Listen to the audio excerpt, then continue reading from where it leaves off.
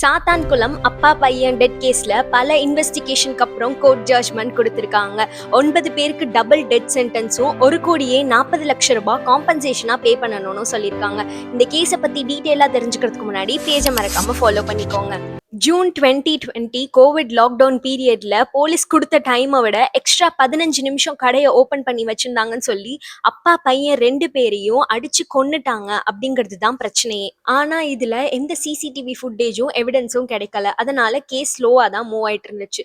அதுக்கப்புறம் வீரமங்கைன்னு ஒரு கான்ஸ்டபிள், அவங்க பேருக்கு ஏத்த மாதிரி தான் அவங்க கொடுத்த இன்ஃபர்மேஷனும் இருந்துச்சு.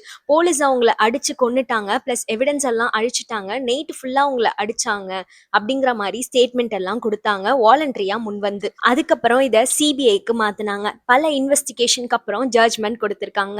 10 பேருக்கு டபுள் டெத் சென்டென்ஸ் கொடுத்திருக்காங்க, பிளஸ் காம்பன்சேஷனா 1,40,00,000 பே பண்ணணும் அப்படிங்கிற மாதிரி சொல்லியிருக்காங்க.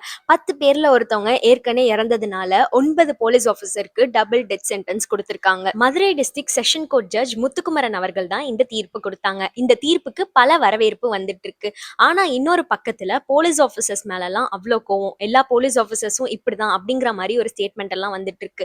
ஆனா ஒரு நிமிஷம் யோசிச்சு பாருங்களேன், இந்த போலீஸ் ஆஃபீஸர் பண்ணது தப்பு அப்படின்னு சொன்னதே இன்னொரு போலீஸ் ஆஃபீஸர் தான். அதுவும் இல்லாம இந்த கேஸ்க்கு பல ஹெல்ப்ஸ் எல்லாம் போலீஸ் ஆஃபீஸர்ஸ் பண்ணியிருக்காங்க.